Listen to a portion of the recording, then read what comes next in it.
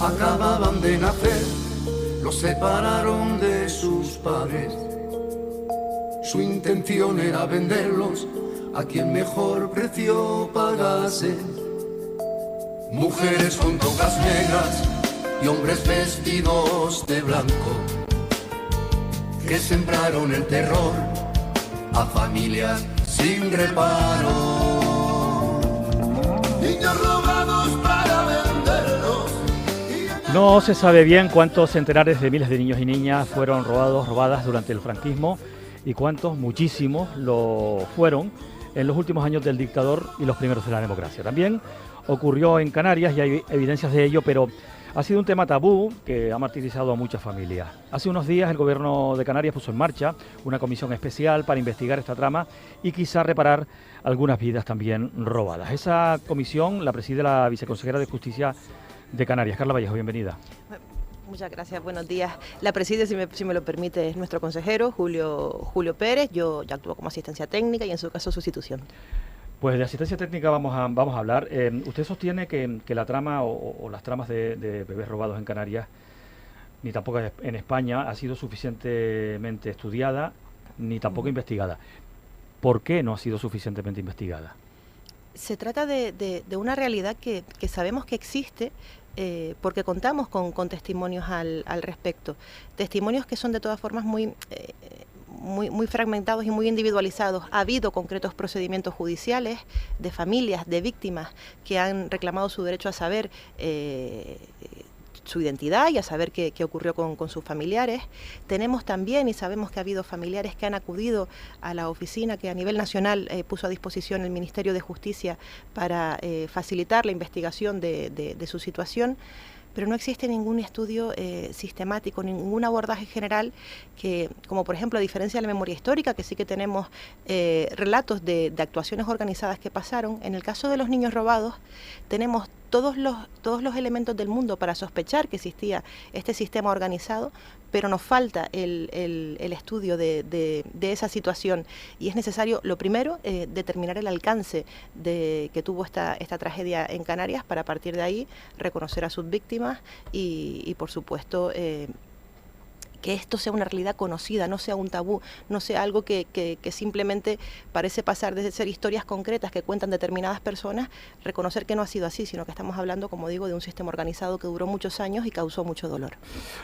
La clave para descubrir algunos casos, o por lo menos para investigarlos, o por lo menos para creer que algo pudo haber ocurrido, la tienen básicamente las madres que en aquel momento, en aquella época, sobre todo con dificultades económicas, digámoslo así, pues perdieron a sus hijos en el parto, supuestamente, porque alguien les dijo que no había podido ser posible que naciera, que había nacido muerto, y por lo tanto pues se marchaba y podría sospechar que fue robado.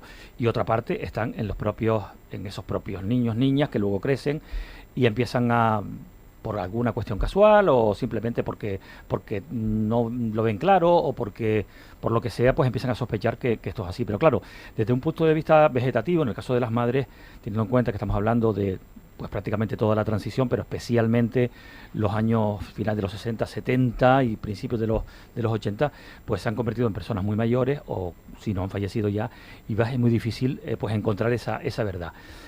Esa es la principal dificultad que tiene esta cuestión. Esa es una, efectivamente, que estamos hablando de realidades que ocurrieron durante un periodo de tiempo muy largo, pero precisamente las que se produjeron pues en los años 50, 60, ahora podemos tener el problema de no encontrar a una parte de esas víctimas como son las madres. Está efectivamente esa parte del problema de la identificación, de recuperar esos testimonios, y de otra también la propia naturaleza del hecho. Existen y sabemos que además de forma muy activa, víctimas que reivindican su derecho a saber, a conocer la verdad de qué les ocurrió a ellas y a su familia, pero también hay otras que han decidido no hacerlo. Y en esa decisión también está en su derecho a que se respete su intimidad, y a que no se hagan públicos determinados datos que ellos no desean que sean conocidos. Todo esto unido también a el tabú, la ley del silencio, ese peso, esa atmósfera de ocultación que ha pesado siempre sobre estos hechos, hace, como digo, muy complicada su investigación, pero es que ya debe abordarse y debe hacerse de forma seria porque, insisto, tenemos todos los elementos para saber que esta trama criminal existió, que existió además de forma muy similar a como ocurrió en otros lugares de España y debe ser expuesta primero como acontecimiento histórico que no puede volver a repetirse, pero también para poner en valor y para dignificar los derechos de estas víctimas. Bueno, más que tramas, porque estaríamos hablando de que no habría una organización en principio, por lo menos, no sé, a nivel nacional o a nivel muy local que se dedicase a esto, que quizá no fuera solamente el lucro lo que motivase pues que existiese, pues en fin, esta práctica. Estamos hablando de algo que es más parecido a quizá que en aquel momento se consideraba una costumbre, incluso, si me lo permite, una obra social.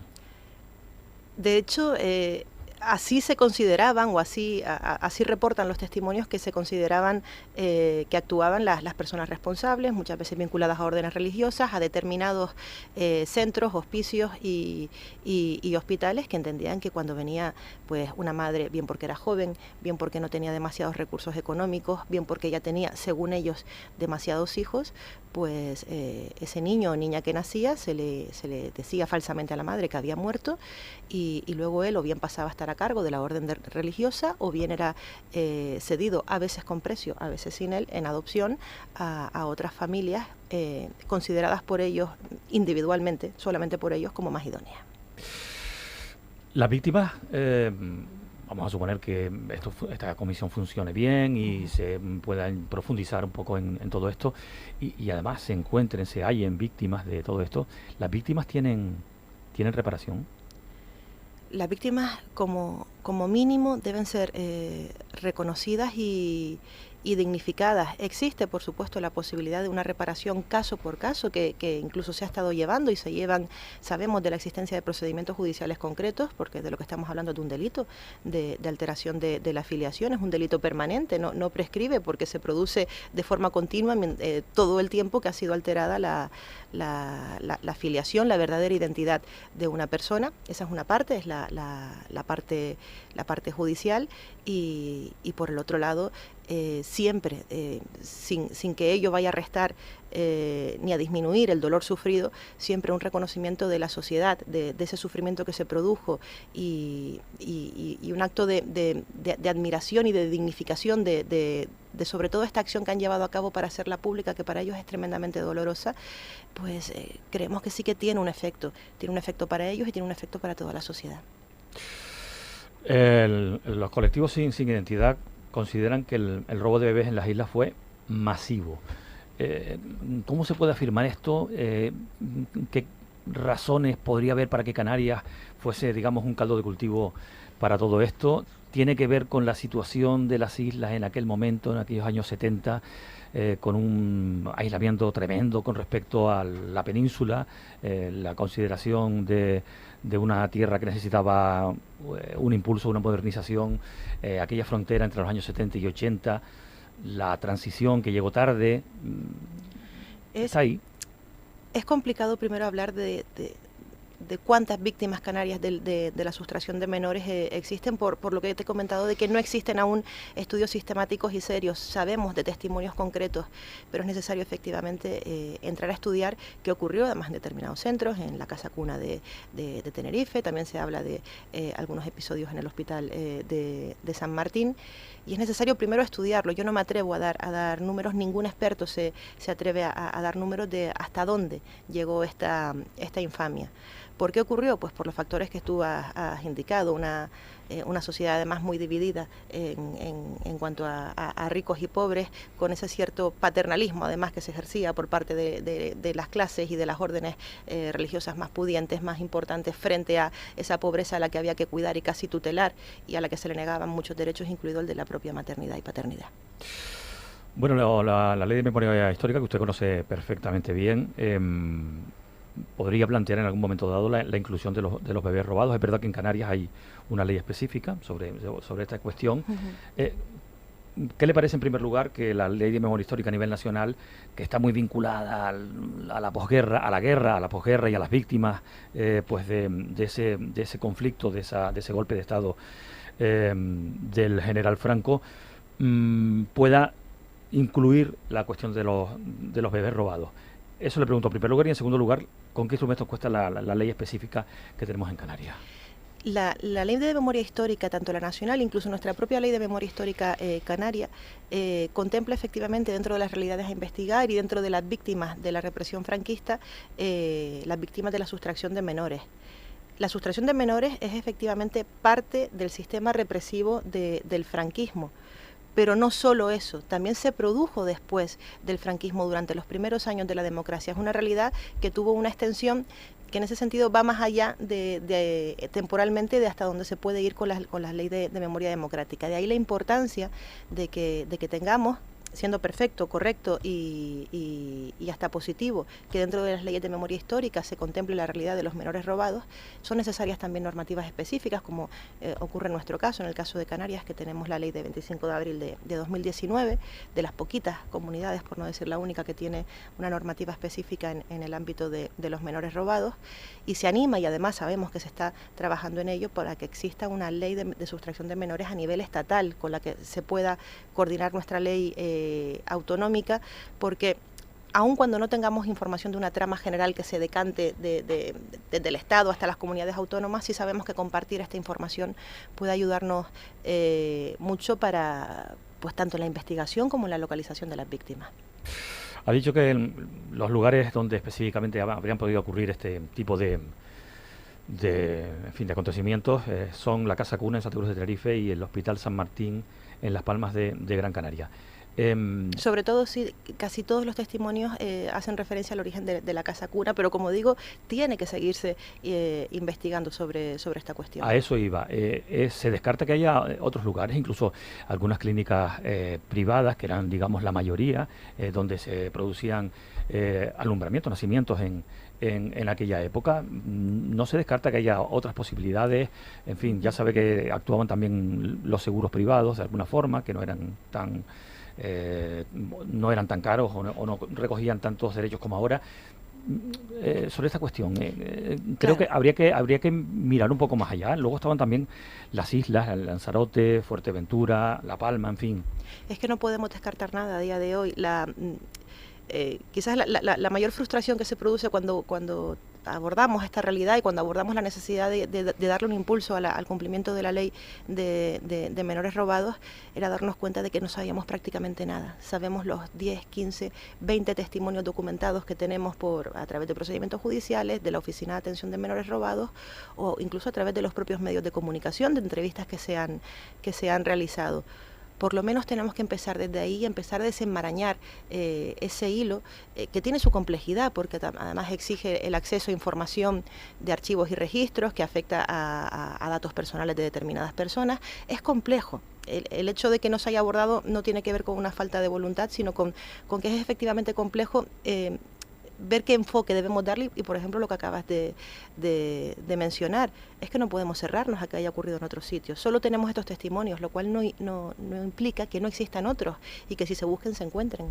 Hasta 2008 el juez Garzón calculó que pudo haberse robado a unos 30.000 bebés hasta el año 1952 y 300.000 nada menos hasta la transición. Estamos hablando obviamente de toda España, pero pueden ser más. En Canarias, si estuviésemos hablando de porcentajes, sí podríamos, por aquello de la población, sí podríamos hablar de que pudo haber sido masivo. Lo cierto es que los testimonios con los que contamos son importantes, y luego están los testimonios de referencia de niños y niñas que estuvieron en la Casa Cuna y que recuerdan su caso, pero también el caso de sus compañeros que quizás no han querido salir a la luz pública o no han querido investigar su situación. Intuimos que puede ser importante, que podemos estar hablando de varios cientos de familias, pero como digo, es algo que tendremos que determinar con rigor cuando abordemos de forma profunda todo el estudio de esta situación. Por lo que sabemos, ¿cómo se procedía? Lo ha contado antes un poco por encima, pero yo le pediría un poquito más de detalle, porque hay testimonios que vienen a contar que poco menos se entraba por una puerta para dar a luz, y por la puerta contraria salía esa criatura y ya había alguien esperando al otro lado para llevársela. O sea, era un robo en toda regla.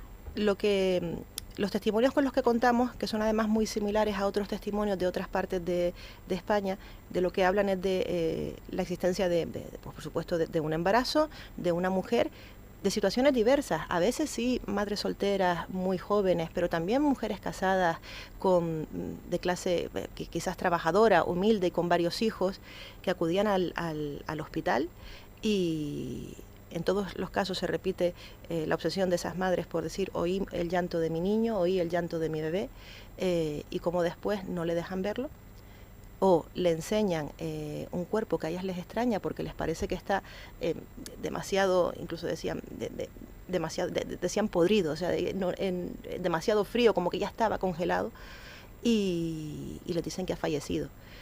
Luego la suerte de esos niños ha sido desigual. No en todos los casos se producía, que también lo que explica de automáticamente ya tenemos a una familia pudiente a la que le entregamos a este niño a cambio de una donación, de una aportación, de un dinero, de un precio al final.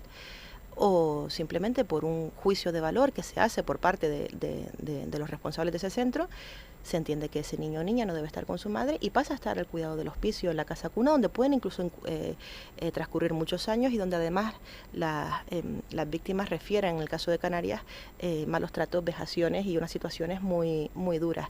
El resultado, lo que se hizo después con esos niños y niñas, incluso ni siquiera es homogéneo. También se habla de casos en los que se habían traído a niños y niñas de la península a Canarias para ser entregados a familias pudientes de aquí. Como digo, son varios los relatos, coinciden, hay una parte muy común en la que coinciden todas, y son esa versión de las madres de: yo sé que mi hijo o mi hija no está muerto, pero luego el destino y la suerte de los niños es que ni siquiera podemos decir que se les diese un destino adecuado en una familia con cuidados. Es que muchas veces fue la pobreza y fue la orfandad.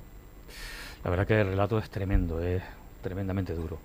Bueno, son las 9:48 casi ya de la mañana. Estamos con Carla Vallejo, viceconsejera de Justicia del Gobierno de Canarias. Usted ha dicho que va a prestar asistencia técnica a esa comisión que ha creado el Gobierno. ¿Puede decir un poco qué personas expertas se quiere invitar, qué periodicidad va a tener, cómo se va a articular todo para que pueda llegar a alguna conclusión? ¿Hay algún plazo de tiempo? En fin. De lo que se trata con la Comisión Canaria por el Derecho a la Identidad, que la prevé, su constitución se prevé en nuestra ley canaria de menores robados, es una comisión técnica y asesora que impulse y favorezca el cumplimiento de los fines de la ley. Está formada por 2 representantes del Gobierno de Canarias, en nuestro caso por la parte de Administraciones Públicas, Justicia y Seguridad, el consejero Julio Pérez; por parte de la Consejería de Educación, el viceconsejero de Cultura, Juan Márquez, y también un representante de la FECAI y de la FECAM. Importante tener además esta representación tanto de los municipios como de los cabildos, donde se encuentra la mayor parte de la información en los archivos provinciales, en los archivos de los cabildos. Lo que queremos es, y por supuesto representantes de los colectivos de víctimas, lo que queremos es hacer un diagnóstico de cuáles son las dificultades con las que nos estamos encontrando para investigar esta realidad, y a partir de ahí, como lo primero es investigación, queremos además en este caso integrar a las universidades, integrar a los centros de investigación en esta fase de investigación. Segundo, cuando esta realidad sea investigada debe ser conocida. Se prevé incluso en la ley que se incorporen en los currículum educativos, que se incorporen en la formación que reciben nuestros chicos y chicas, pues información sobre la realidad de la sustracción de menores. Y en tercer lugar, el reconocimiento de las víctimas. Al final es una nueva traslación de estos principios de verdad, justicia y reparación que aplicamos en materia de memoria democrática, y que tenemos que aplicar también en este caso, que no es memoria histórica, es además memoria viva de lo que le ocurrió a muchas personas en Canarias y en España. ¿Hay algún riesgo de que se politice esta comisión? Y créame que se lo quiero explicar. Ya sabe usted que, por ejemplo, la ley de memoria histórica pues ha sido, en fin, denostada o criticada, o con otros puntos de vista completamente distintos por parte de, en fin, sobre todo partidos de la derecha o de la extrema derecha incluso. ¿Teme que esto también pase con el argumento de no removamos el pasado? Porque, en fin, todo lo que podamos encontrar ahí no va a perjudicar a todos y va a dividir. A mí es que me resultaría tremendamente complicado que alguien encontrase argumentos para defender que esto no debe investigarse. Yo insisto en que no estamos hablando de pasado, es presente. El delito se sigue cometiendo en tanto en cuanto estas personas no saben quiénes son. Su alteración de la filiación se sigue produciendo. Y por supuesto esto es una cuestión que nos afectó a todos como sociedad y que no tiene nada que ver con la orientación o con la afiliación a una determinada ideología o otra. No creo que nadie que no tenga un mínimo, solamente un mínimo respeto a los derechos humanos pueda oponerse a que esta realidad se investigue. Antes le preguntaba si las víctimas tienen reparación, dice que bueno, que primero hay que reconocerlas y después a partir de ahí pues ya se verá, ¿no?, cómo transcurre todo. Pero yo le pregunto también por los culpables y las culpables. ¿Habrá manera de reparar a las víctimas llegando hasta el fondo con culpables en Canarias? Pues eso es algo que debemos determinar. Se han conseguido, y lo saben, que ha habido investigaciones en otros puntos del Estado donde se ha determinado la culpabilidad de determinadas personas, incluso de determinadas organizaciones encargadas o responsables de la gestión de maternidades o de orfanatos. Aquí, una vez determinemos qué fue lo que ocurrió y si lo que ocurrió es atribuible bien a personas concretas o bien a una organización más o menos estable, pues podremos determinar si se puede exigir responsabilidad. Como dices, aquí estamos también muy condicionados por el paso del tiempo y, como ha ocurrido en otros lugares de España, por el posible fallecimiento de muchos de los responsables de estos hechos. Quizás la más compleja es la reparación pura y simple que viene de la ley, la reparación judicial. Esa puede tener la complejidad del propio paso del tiempo y de lo complicado que está haciendo investigar estos hechos, pero sí que como mínimo y como responsables políticos creo que podemos llegar a la reparación social y moral de estas víctimas. Todos sabemos que hay dos tipos o por lo menos es lo que cuentan las víctimas, que hay dos tipos de culpables. Estarían culpables vinculados a la sanidad, médicos fundamentalmente, y otros pues vinculados a órdenes religiosas, sobre todo monjas. Bueno, hay casos conocidos. La Madre Superiora, que no recuerdo ahora su nombre, que bueno, fue considerada como una de las causantes de miles de casos, y el doctor Vela, que también, digamos que incluso además fue condenado. Pero yo le pregunto sobre esta cuestión. Ese tipo como ocurrió con el doctor Vela o como ocurrió con esa Madre Superiora, ¿todavía puede haber personas aquí en Canarias que puedan ser señaladas como tales? No lo sabemos. Los testimonios que hemos podido recopilar y lo que sabemos hablan y señalan a personas concretas que ahora mismo que a día de hoy han fallecido. Pero como digo, estamos hablando de una realidad que se produjo desde los años 40 y 50, pero hasta llegados y entrados ya en los años 80. Quizás si se investiga se pueda determinar que existan personas responsables a las que aún se les pueda exigir esa responsabilidad. Me consta que existen algunos procedimientos judiciales en los juzgados en los que esto se está investigando y que por lo tanto se está dirigiendo contra personas concretas. Con lo que no descartamos que incluso una investigación a nivel académico, a nivel histórico, a nivel sociológico, pueda incluso abrir o favorecer esa exigencia de responsabilidad judicial y penal. ¿La Iglesia pudo haber mirado para otro lado como institución? A lo que apuntan los testimonios es que así ha sido. A lo que apuntan los testimonios es que en esta, como bien has dicho, en esta trama se funcionó porque estaban implicados responsables médicos junto con responsables de determinadas órdenes religiosas encargadas, efectivamente, mayoritariamente de órdenes religiosas de monjas encargadas pues de la gestión de maternidades, de la gestión de hospicios, y resulta, sabiendo además cómo funciona la Iglesia, la jerarquía con la que funciona, resulta difícil imaginar que no tuvieron conocimiento o sospechas de que estas realidades estaban pasando, cuando además sabemos, y también hay testimonios de ello, de que había muchas madres que acudían a esos hospicios, que se plantaban en sus puertas pidiendo o reclamando que sus hijos e hijas creían que estaban ahí, que por favor las recibieran, y no fueron recibidas. ¿Cabe la posibilidad de que la Comisión pida colaboración por ejemplo, los obispados de Canarias? porque hay que determinar, hay que tener claro que esto ocurrió en un momento dado y que las personas que están ahora al frente pues no serán responsables de ninguna manera, claro, pero sí pueden colaborar porque ellos sí que tienen acceso también a determinada información. Por ejemplo, documentación, ¿no? Sin duda, una de las cuestiones que se deben abordar y que son, como te dije, de las más complejas es el acceso a la información que es necesaria para reconstruir estos hechos. Hay archivos que son provinciales, archivos que son de los cabildos insulares, pero también existen efectivamente archivos de las órdenes religiosas, y en ese sentido, como ha ocurrido con otras realidades en las que también se ha vinculado a la Iglesia, es más que razonable que se le solicite la colaboración, y sería más que razonable que la prestaran. Bueno, ya vamos terminando. Le voy a preguntar por otro asunto, por la huella de los crímenes del franquismo en Canarias. Hemos hablado antes por encima de la Ley de Memoria Histórica. En concreto en Tenerife, donde no se encuentran restos, que hay una preocupación por parte del Gobierno en ese sentido. La Comisión Técnica de Memoria Histórica quiere alumbrar en ese sentido, pero no se avanza demasiado. ¿Por qué? En el caso de Tenerife está resultando complejo recuperar los restos de personas fallecidas. Tienen que ver, según los estudios, con las propias dinámicas que se utilizaron en esa isla para desaparecer, asesinar a los que se consideraban disidentes políticos, en los que probablemente se utilizó mucho la ejecución y posterior lanzada al mar a través de fosas marinas. Y hay quien decía, y lo decía con razón, es que en Tenerife hicieron las cosas mejor.